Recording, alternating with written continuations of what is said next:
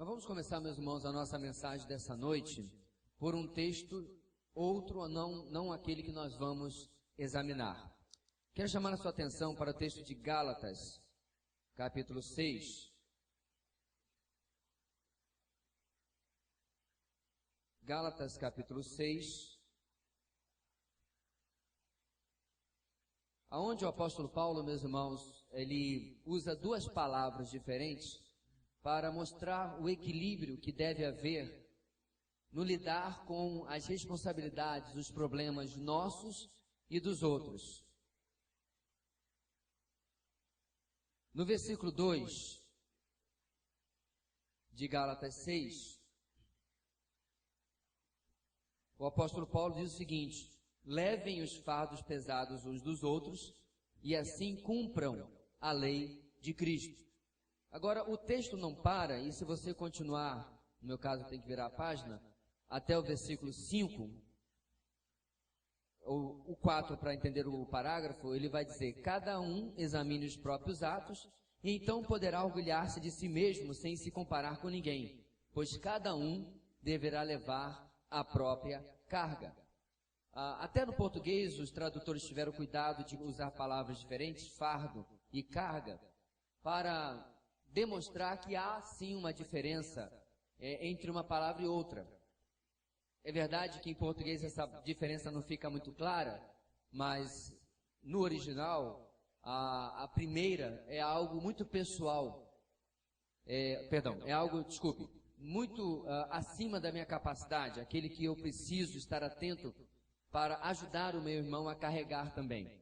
Enquanto que o segundo é um que está dentro da minha capacidade, dentro da minha possibilidade, e eu tenho que aprender a lidar com aquilo em lugar de sempre depender de outro. Mas eu devo ficar forte, me fortalecer, crescer e poder lidar com aquilo eu mesmo. Agora, tendo isso em mente, irmãos, eu quero pedir que você abra a sua Bíblia, agora sim no texto dessa noite, que é Mateus capítulo 18. E nós vamos aqui e acolá fazer referência a Gálatas. Por isso eu queria ler antes, porque nós vamos falar hoje sobre vencendo nos desafios dos relacionamentos. Vencendo nos desafios dos relacionamentos. E vamos ler a partir de Mateus 18, versículo 7. Nós vamos ler de 7 até 9 e vamos dar uma parada e depois vamos continuar. Aqui, meus irmãos, uma sequência de diversas narrativas. Nós vamos extrair algumas palavras de sabedoria do Senhor Jesus na questão de relacionamento. Eu sempre fiquei me perguntando, meus irmãos, como que Jesus conseguia se relacionar com pessoas tão diferentes. Porque eu tenho certeza que você deve ser como eu na questão de que você tem preferência por determinados tipos de pessoas. Não necessariamente pessoas apenas agradáveis, mas pessoas com as quais a sua personalidade clica, não é assim? Você se dá bem, você se encaixa com aquela pessoa. Não obstante, meus irmãos, o Senhor Jesus tinha um talento fabuloso de conseguir agradar a gregos e baianos. Conseguir agradar pessoas das mais diferentes camadas e personalidades. Na verdade, ele não agradava apenas as pessoas quando elas não queriam agradar a Deus. Esse era o perfil da pessoa que não se dava com Jesus. Aquele que tinha o ego e os seus interesses tão em primeiro lugar que de maneira nenhuma iriam gostar da mensagem de Jesus. E o que eu estou falando é tão verdade que se você olhar o grupo apostólico, você tem zelotes, nacionalistas e cobradores de impostos, tidos como traidores. Você tem 4 pescadores. Você tem que pouco provavelmente sabiam, ou sabiam apenas o necessário da vida religiosa e da lei mosaica. Você tinha um homem extremamente dedicado à lei mosaica. Então você tinha pessoas de diversos naipes diferentes. E ainda assim Jesus se dava muito bem com todos eles. Bem, no versículo 7, meus irmãos, o texto dessa noite começa dizendo o seguinte: ai do mundo, por causa das coisas que fazem cair no pecado. É inevitável que tais coisas aconteçam, mas ai daquele por meio de quem elas acontecem. Se a sua mão ou seu pé o fizer tropeçar, corte-os e jogue-os fora. É melhor entrar na vida mutilado ou aleijado do que tendo as 2 mãos ou os 2 pés e ser lançado no fogo eterno. E se o seu olho o fizer tropeçar, arranque-o e jogue fora. É melhor entrar na vida com um só olho do que tendo os 2 olhos, ser lançado no fogo do inferno. Não precisa de um expert em hermenêutica para saber que Jesus não estava falando de forma literal. A não ser, ou se isso fosse assim, nós teríamos milhões e milhões e milhões de cristãos nesses quase 2000 anos que desobedeceram essa passagem, porque não tem ninguém aqui que tenha o olho arrancado, por exemplo, ou tenha cortado a sua mão, não é? Ou qualquer coisa assim. Então, tem algumas mulheres que pela paixão por sapatos, certamente já teriam cortado os pés, né? E assim por diante. Então, é claro que o texto não é literal, não é sobre isso que Jesus está falando, de você se mutilar. Jesus está falando, meus irmãos, que se tem algo na sua vida que você não consegue lidar da forma como Deus o colocou na sua vida para você lidar, é melhor que você o extirpe, que você o retire da sua vida, do que você continue pecando, continue usando aquilo e você seja privado de ter uma vida mais íntima com Deus. Pastor, mas aí está falando de inferno. Claro, porque ele está falando com uma multidão que não tem ainda salvação. Então, se nós vamos levar para o texto, exatamente ele está dizendo o seguinte: é melhor que você abra mão de algo que está lhe impedindo de chegar a Jesus, de recebê-lo como seu Senhor e Salvador, do que se agarrar com aquilo e ir para o fundo agarrado para o inferno. Muitas vezes isso na vida de alguém é religião. Muitas vezes é o orgulho pela sua herança familiar ou a sua bondade que ela acha que tem. E a pessoa se agarra com aquilo, mas não consegue se render aos pés do Senhor. Então, meus irmãos, mesmo que nós não, tendo sido salvos, não tenhamos mais o perigo de ir para o inferno, muitas vezes nós perdemos a oportunidade de estar mais perto do Senhor, de conhecê-lo melhor, porque estamos agarrando-nos com algo que não agrada a Deus. Ou seja, o texto diz que é minha responsabilidade lidar com aquilo. Eu não posso delegar isso para uma referência espiritual que eu tenho na minha vida, pastor, líder, discipulador. Não posso delegar isso para os meus pais, para o meu cônjuge, para ninguém. Isso é minha responsabilidade e nos traz o primeiro enunciado dessa noite. A questão da responsabilidade de cada um. Na vida cristã, cada um é responsável por si mesmo. Eu quero trazer isso aqui, meus irmãos, essa noite, porque há uma tendência, muitas vezes, em muitas igrejas, em muitos ajuntamentos cristãos, na vida de muitos cristãos, em que ele se coloca, ou ela se coloca, tão dependente de outrem, tão dependente de uma referência espiritual, que não consegue cortar o seu cordão umbilical espiritual e crescer e viver a sua vida. De vez em quando, meus irmãos, as pessoas me procuram para pedir auxílio, pedir ajuda, pedir um aconselhamento. E faz parte da vida cristã você aconselhar as pessoas, não apenas da vida pastoral. Eu aconselho dou uma sugestão e tal. A partir de determinado momento, aprendi isso com Jesus. Ao invés de dar uma resposta, eu ofereço uma outra pergunta. Porque eu começo a ver que é chegada a hora daquela pessoa pensar por si. E ao invés de procurar um pastor ou o que quer que seja, e querer uma resposta pronta para aquilo que ele não sabe o que fazer com a sua vida. E o mais interessante, meus irmãos, é que muitas vezes, quando eu faço a pergunta, a pessoa já sabia a resposta. Ela só estava torcendo muito para que eu desse uma resposta diferente daquela que ela já sabia que deveria fazer. Então, meus irmãos, na vida cristã, eu e você precisamos compreender que há uma enorme parcela, na verdade a maior parte dela, Deus tem colocado a responsabilidade sobre a sua vida.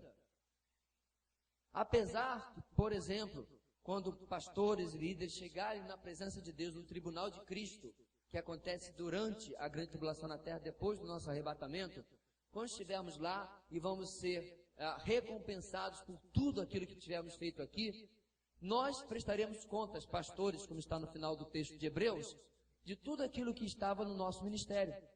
Contudo, isso nunca vai ser justificativa. Vamos supor que você tenha tido na sua vida o pior pastor possível. Você ainda assim é responsável. Porque da mesma maneira, se você tiver o melhor pastor possível, isso não, de maneira nenhuma, trará para você algum tipo de benefício diante daquilo que Deus está lhe cobrando. Diante da nossa responsabilidade, meus irmãos, é inevitável a pergunta: como eu tenho lidado, ou como eu tenho cuidado da minha vida espiritual? A parábola dos talentos surge rapidamente na minha mente. Você conhece a parábola, não é isso? Um senhor viaja, pega 3 servos, dá 10 talentos a um, 5 a outro e 1 a outro. A primeira coisa que essa parábola nos ensina de forma tão clara é que Deus tem dado a cada um de nós responsabilidades diferentes. Não é porque você é mais bonito ou porque você é mais talentoso, é porque Deus soberanamente escolhe fazer isso. É graça dele, não mérito nosso. Ele dá 10, 5 e 1. E o texto fala que o que ganhou 10 trabalha, investe e duplica 100%. O que tem 5 faz a mesma coisa. Trabalha, investe e duplica. O que tem 1 já traz à mente que não é por acaso que ele só recebeu 1, não é? O mestre sabia provavelmente o quão incompetente ele era. Ele vai e enterra aquele 1 talento. Quando o mestre volta, ele diz: tá aqui, ó. Não fiz nada, mas também não perdi. Tá aí o que você me deu. Então veja bem, meu irmão. O ensinamento da parábola é tão tranquilo. Deus tem nos dado uma vida para que nós possamos estar em contínuo crescimento. Tudo na vida, ela tem dinâmica, ela tem crescimento. Até mesmo as coisas mais banais como um comércio. Se você morava em Boa Vista há 17, 20 anos atrás e tinha alguém que tinha ali uma lojinha, tal, e você volta para Boa Vista agora e você passa pela rua, lá está a mesma lojinha, né? Nem pintar a pessoa pintou, o mesmo luminoso da década de 90 e lá. Quando fala assim, rapaz, está do mesmo jeito. Pelo menos não faliu, mas não cresceu. Por quê? Porque a ideia que nós temos é que um comércio dê lucro. E qualquer administrador sabe que se está dando lucro, além de usufruí-lo, eu devo investir no negócio para que ele se fortaleça, tenha um capital de giro e ele possa crescer, atrair mais gente, diversificar. Ora, simples regra de mercado. Na vida, se você pega uma pessoa e você a encontra anos depois e diz: e aí, como é que tá? Já está fazendo faculdade? Não, agora me formei, acabei de terminar o ensino fundamental. Você começa a perguntar se a pessoa tem algum tipo de retardamento. E com 20 e poucos anos está terminando o ensino fundamental, algo muito errado aconteceu na vida dessa pessoa. Porque há um processo, meus irmãos, natural na nossa vida de crescimento. Nós temos alvos, nós temos propósitos, nós temos objetivos que devem ser colocados debaixo da soberania de Deus, mas de sair do ponto A e chegar até o ponto B. Cada pai aqui tem um projeto, orando e conversando com os filhos, no que gostaria que ele chegasse. Quando nós estamos noivando, nós conversamos que os nossos pais, nenhum tem curso superior. Nenhum deles.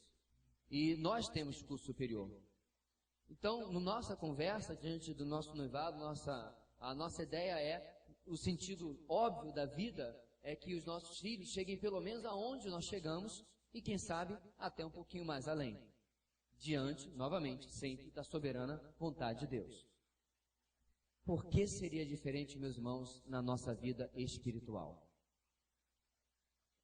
O que me traz, meus irmãos, profunda tristeza quando eu vou na minha cidade natal é encontrar pessoas que estão praticamente no mesmo lugar de onde eu as deixei há 20 anos atrás. Não houve crescimento, não houve mudança. E você fica muito preocupado. Na verdade, algumas andaram para trás. Eu estava conversando com um colega de seminário, ele estava saindo quando eu estava entrando. ele é do Espírito Santo, da Igreja dos Irmãos Unidos, né? Uma denominação muito séria. E eu conversava com ele, não estávamos falando de ninguém em particular, mas a nossa tristeza de ver colegas nossos que sentaram nos mesmos bancos de seminário, hoje pregando doutrinas completamente fora das Escrituras. E eu falava, Jabesmar, é assustador. É como se tivéssemos filhos criados debaixo do mesmo pai, mesma mãe, e um foi um pai de família, bom cidadão e tudo mais, e o outro foi traficante. Me perdoe o extremo da comparação, mas quando alguém conhece essa doutrina, conhece as Escrituras, e depois de 10, 15, 20 anos isso não importa mais para ela, e ela começa a ensinar heresias, ora, estou sendo por acaso radical, porque muito mais sério, meus irmãos, do que uma boa carreira e ser traficante, é manter-se na sã doutrina, nas Escrituras, e se desviar delas. Isso mostra o quê? Não cumpriu a responsabilidade com aquilo que Deus deu a ele ou a ela. Como tem sido, meu irmão, o seu lidar? Aqui nós temos pessoas que têm 1 ano de convertidos, 5 anos. Alguns têm praticamente a idade da videira, 10 anos. Alguns poucos têm décadas como eu, 33 anos de convertido. Como tem sido a sua vida? Você está a mesma coisa? Num dos vídeos que eu mencionei agora há pouco desse grupo, falando sobre oferta agora antes da mensagem, ele tem um outro vídeo onde ele fala sobre gravar um vídeo, uma mensagem, para ser lida daqui a 10 anos. Eu fiquei pensando naquilo. Se nós gravássemos, irmãos, uma mensagem para lermos no 20º aniversário da nossa igreja, caso o Senhor não volte, qual seria a sua perspectiva? Eu não estou falando de igreja apenas, mas pessoal. Alguns dos nossos filhos já estarão com filhos. Verdade? Alguns aqui serão avós.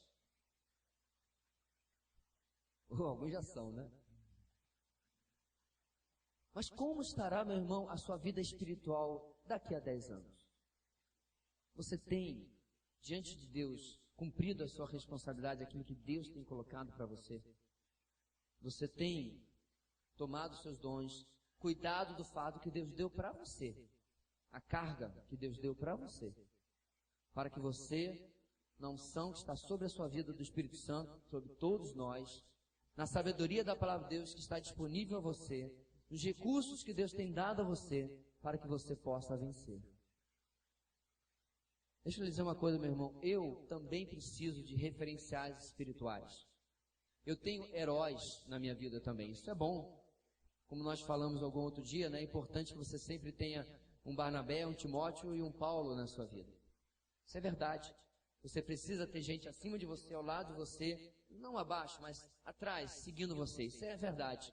Eu tenho pessoas que são referências espirituais, porque eu vejo seriedade com a palavra de Deus, seriedade com a vida de Deus, acompanho a vida desses homens, oro para que eles nunca caiam, porque alguns que acompanhavam há 10, 15 anos atrás, hoje estão pregando teísmo aberto, pregando coisas que não tem nada a ver com as Escrituras, o que me causa profundo temor.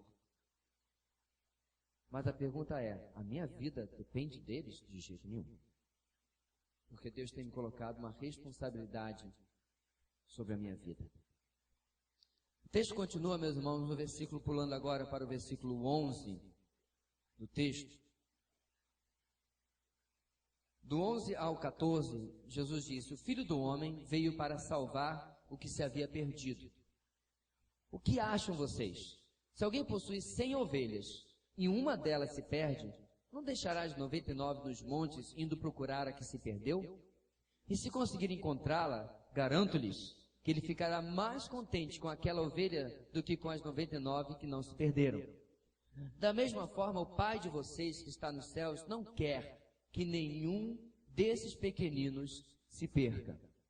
Então, meus irmãos, se por um lado eu tenho uma responsabilidade pessoal intransferível, por outro, eu também tenho uma responsabilidade para com o meu irmão, para com o meu próximo. Segundo ponto, a questão da graça para com o próximo.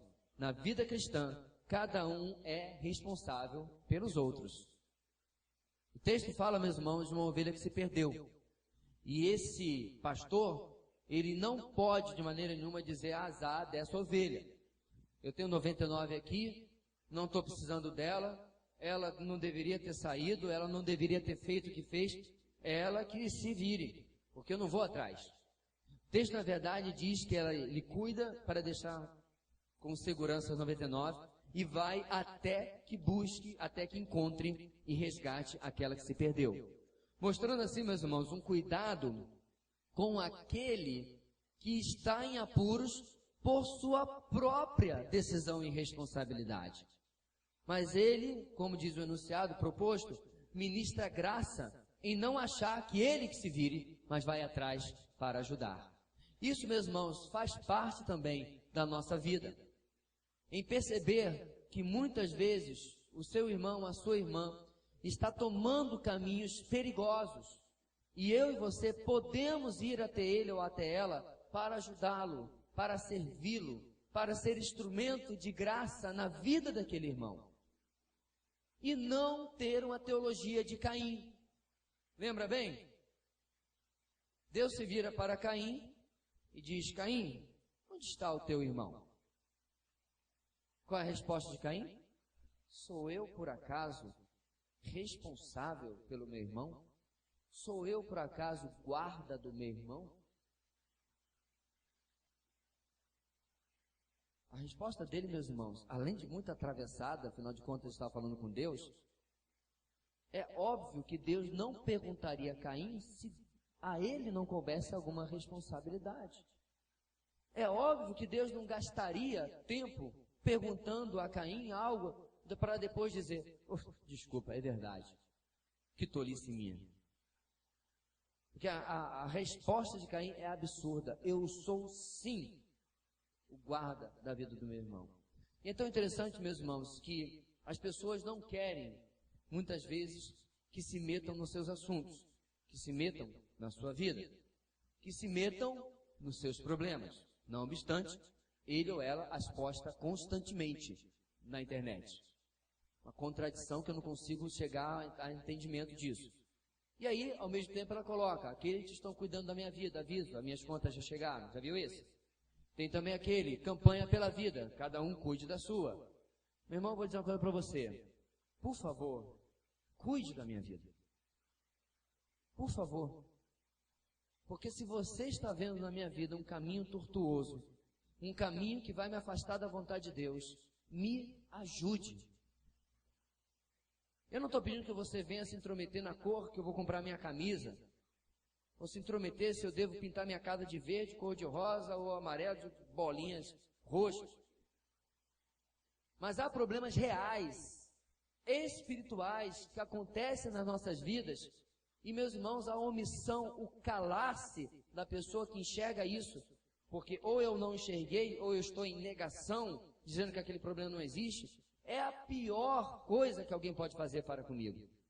E eu para com você. Porque muitas vezes, meus irmãos, é fato, a pessoa não está enxergando o caminho tortuoso que está andando. Não está vendo. Não tem entendimento sobre aquilo.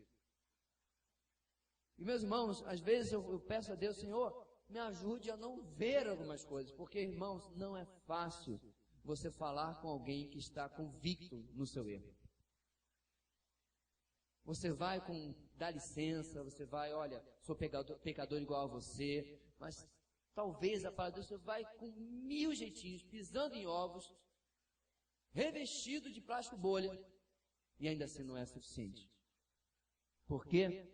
Porque nós vivemos épocas de individualidade, mas entenda, não há lugar para individualidade no cristianismo. Não é à toa que nós somos um corpo e não uma bandeja de sobrecoxa. Não é à toa, meus irmãos, nós somos uma comunidade, não é à toa nós somos um edifício. Todas essas, corpo, comunidade, edifício, são metáforas que a palavra de Deus usa para falar sobre igreja. Ora, bolas, um edifício pode viver com uma parte independente da outra? Cai, não cai? Um corpo pode viver com uma parte independente da outra? Está aí aqueles que têm algum tipo de problema neurológico, né, como o Parkinson, e aí não consegue controlar o seu próprio corpo. Não está saudável. O corpo de Cristo, meus irmãos, foi feito para viver em interdependência. E isso precisa de duas atitudes. Número um, que eu esteja aberto a uma crítica, que às vezes pode vir de uma pessoa que eu não gostaria que viesse por ela. E até não de um jeito que eu gostaria que viesse. Número dois, que eu esteja aberto a também ser instrumento na vida das pessoas. Pastor, esse discurso é muito duro. Quem o poderá suportar? Todos nós, meus irmãos. Porque eu não posso ficar tranquilo no meu aprisco enquanto tenho uma centésima ovelha indo por caminhos tenebrosos. É minha responsabilidade. Se Deus tem chamado a minha atenção, é para que eu ajude aquele irmão ou aquela irmã. E eu vou lhe dar a minha palavra para você. Não vai ser fácil. Mas aqui e acolá, você vai falar com pessoas que vão lhe ouvir, que vão entender, e você vai ser, para a glória de Deus, instrumento nas mãos de Deus, instrumento nas mãos do Altíssimo. Recapitulando, irmãos, a questão da responsabilidade de cada um na vida cristã, cada um é responsável por si mesmo. A questão da graça para com o próximo, na vida cristã, cada um é responsável pelos outros. Para terminar, um texto que na verdade foi aí que a mensagem começou, e quando eu comecei a ler o contexto, ela se ampliou, é o texto do versículo 15 até o versículo 17, que na minha Bíblia tem um título que não é parte do texto inspirado, Como Tratar a Ofensa de um Irmão. Versículo 15 diz o seguinte: se o seu irmão pecar contra você, vá e a sós com ele, mostre-lhe o erro. Se ele o ouvir, você ganhou o seu irmão. Mas, se ele não o ouvir, leve consigo mais um ou dois outros, de modo que qualquer acusação seja confirmada pelo depoimento de duas ou três testemunhas. Se ele se recusar a ouvi-los, conte à igreja.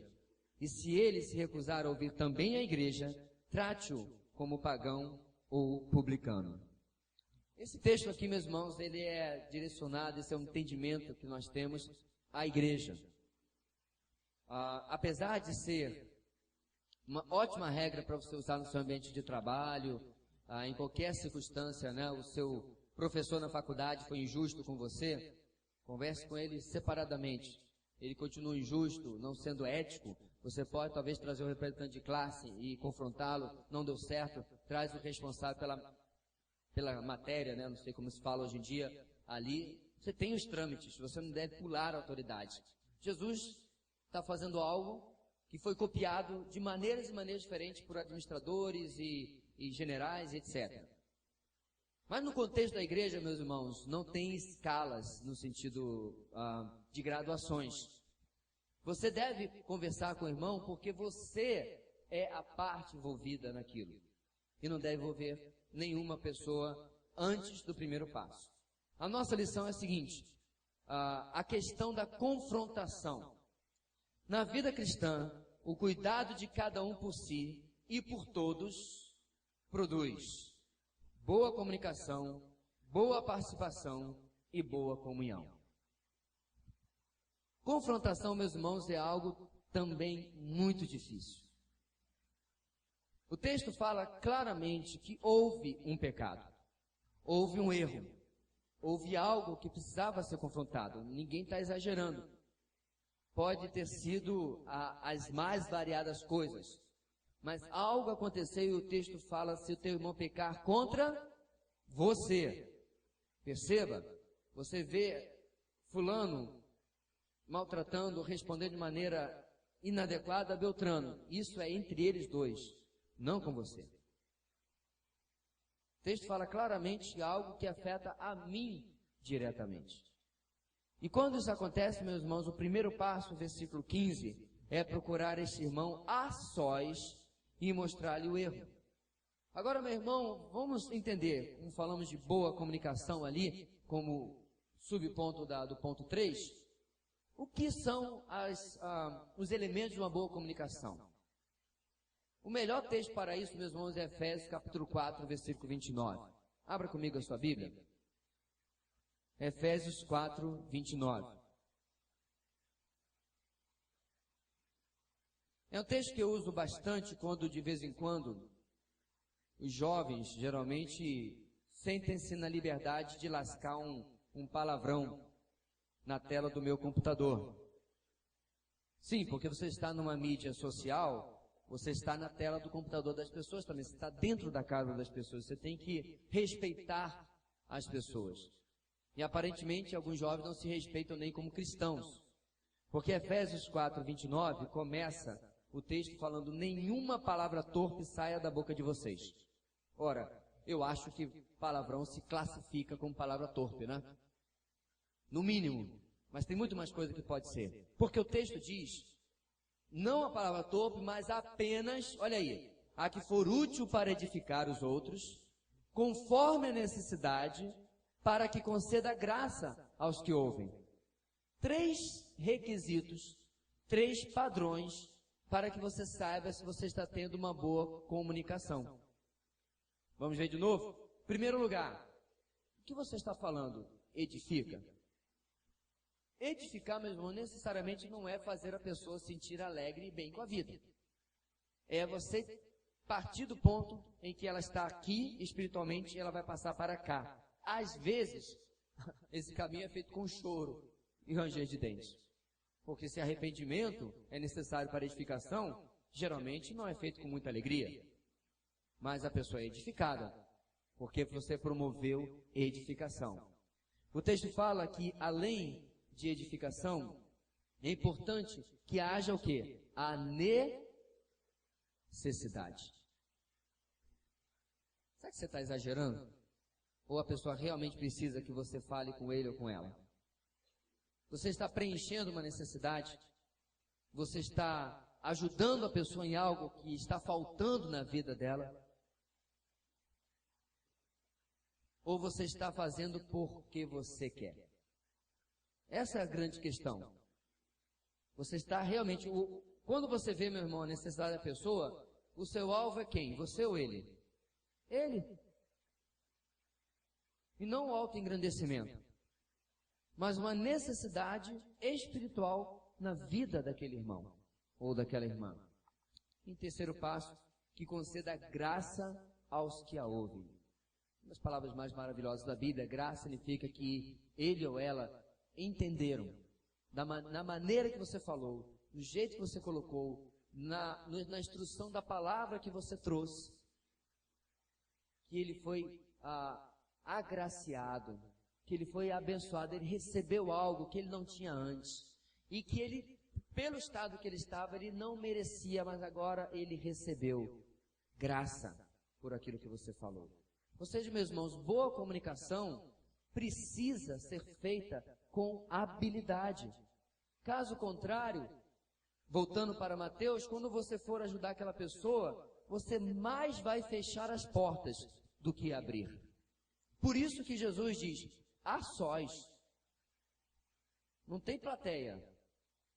Você vai com a pessoa, em particular, com tempo, para que você possa confrontar. Aliás, essa é uma regra que não pode faltar em nenhum casamento.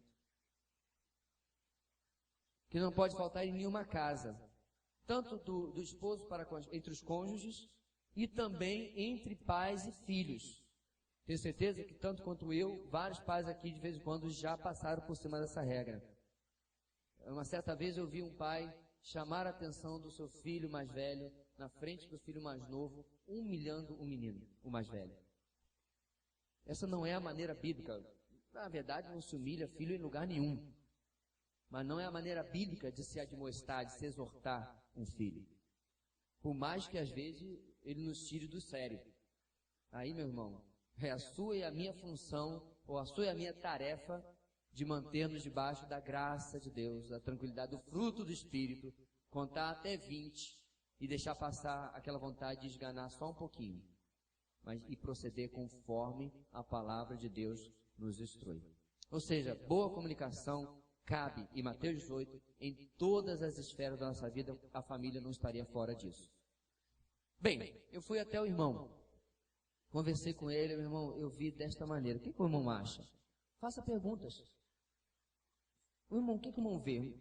Talvez esteja errado, o irmão concorda comigo? O que a palavra fala sobre isso? E ele vai dizer, eu sou assim mesmo, eu nasci assim, você sempre assim, Gabriela, e eu vou, quer te ouvir não. Você tá bom, meu irmão, mas a gente vai tratar isso de novo, tá bom? Dá um tempo. Quando diz aí, irmão, o segundo passo, não é 10 minutos depois não, viu, meu irmão?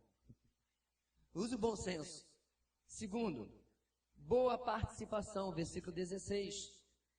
Mas se ele não ouvir, leve consigo mais um ou dois outros, de modo que qualquer acusação seja confirmada pelo depoimento de 2 ou 3 testemunhas. Então, se o problema, meu irmão, é algo que precisa realmente ser tratado, ok? Chame outra pessoa, chame outro irmão mais maduro para ir com você. Meu irmão, eu trouxe aqui o irmão Zeferino para a gente conversar junto sobre aquilo que nós vimos tratando. Posso falar com ele agora para a gente poder conversar? Queria que você ouvisse, porque eu posso estar errado, mas eu estou incomodado com isso, diante da palavra de Deus. Quem sabe, meu irmão, vocês dois vão mostrar que eu estou errado. Você se coloca na posição, meu irmão, de servir. Você se coloca na posição de que está ali para abençoar. Você não está ali para ditar aquilo que é certo ou errado. Por mais convicto que você esteja. Eu lhe digo, meu irmão, muitas vezes você vai precisar orar muito antes de ir para o ponto 1, ou o primeiro passo, e depois para o passo 2. Para que você esteja espiritualmente preparado para fazer a coisa do jeito de Deus. Ou seja, você teve boa comunicação, fez tudo o que precisava, teve boa participação, envolveu o outro irmão nisso, e finalmente, boa comunhão. Porque se o irmão não ouvir ainda, o versículo 17 diz, se ele se recusar a ouvi-los, conte à igreja. E se ele se recusar a ouvir também a igreja, trate-o como pagão ou publicano. Pastor, o que isso tem a ver com comunhão? Tem a ver, meus irmãos, porque quando uma igreja trata os seus problemas como corpo, ela cresce também em comunhão. A nossa igreja anterior, nós passamos por um luto. E algo que a nossa igreja nunca experimentou, a única vez que nós tivemos a perda de alguém, ela já estava afastada da igreja há bastante tempo, tendo sido triste como foi diferente, porque naquela ocasião nós perdemos na outra igreja uma irmã muito ativa, muito envolvida na igreja e a esposa do meu vice-presidente. E de uma hora para outra, um aneurisma aí, desse jeito. Nós tivemos, irmãos, naquela igreja muitos momentos felizes, muitos momentos de acampamentos abençoadíssimos, todos os nossos acampamentos foram marcantes, tivemos momentos de crescimento e tal, mas aquele episódio foi diferente. Uma igreja não cresce em comunhão, meus irmãos, apenas indo para o banho e jogando bola junto. Uma igreja não cresce em comunhão se a gente marcar um churrasco e vai comer uma carnezinha juntos. Mas a igreja também cresce em comunhão quando ela lida com as suas dores. E o pecado de um irmão é uma dor. Não há nenhum motivo de festa no que Jesus está falando aqui. A confrontação pública do pecado desse irmão ou dessa irmã é razão de choro.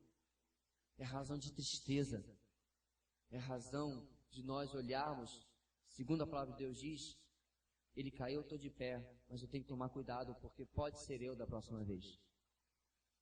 Toda vez, meus irmãos, que eu vejo um colega pastor saindo do ministério, saindo da sã doutrina, eu de maneira nenhuma, eu tenho algum motivo para tripudiar, ou para me orgulhar.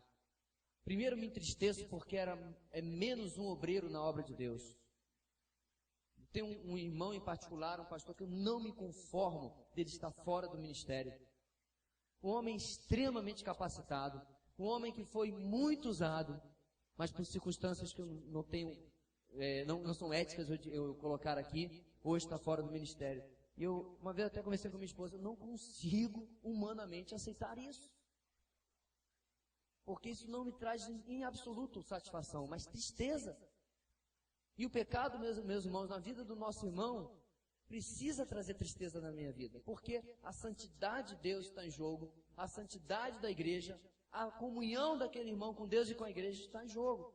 Porque o texto termina que se depois de todos esses passos, ele continuar imutável, impassivo no seu pecado, ele é passivo de ser excluído da comunhão. É o que acontece lá em Coríntios, capítulo 5, quando Paulo admoesta, ele nem exorta, admoesta a igreja, porque a igreja estava sendo tolerante com um jovem que estava tendo um caso com a sua madrasta. Paulo diz, tal coisa não se ouve nem entre os ímpios, e vocês estão tolerando isso. E Paulo exige que ele seja disciplinado. Por quê, meus irmãos? Porque ele era impenitente. Tradução, não arrependido. O objetivo de Mateus 18, meus irmãos, o texto que nós lemos, é recuperar o irmão, restaurar o irmão, trazê-lo de volta para a comunhão.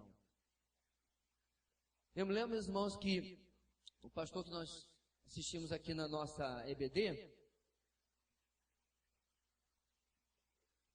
em escatologia, ele também foi meu professor de 1 Coríntios. Ele contou o caso, meus irmãos, de uma irmã que chegou ao conhecimento da igreja, do pastor, que ela estava namorando uma pessoa que não era do evangélico, não era cristã.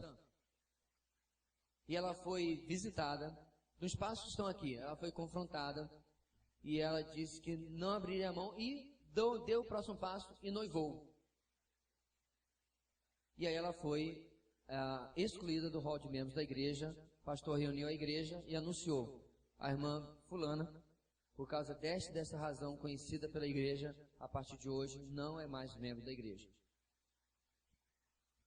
Passado algum tempo, a família toda se revoltou com o pastor, principalmente, diga-se de passagem. Passado algum tempo, aquela jovem chegou na sua casa com a mãe, que dava toda a razão à jovem. Isso é um problema, viu, meu irmão? Quando você dá razão aos seus filhos contra a palavra de Deus. Muito sério.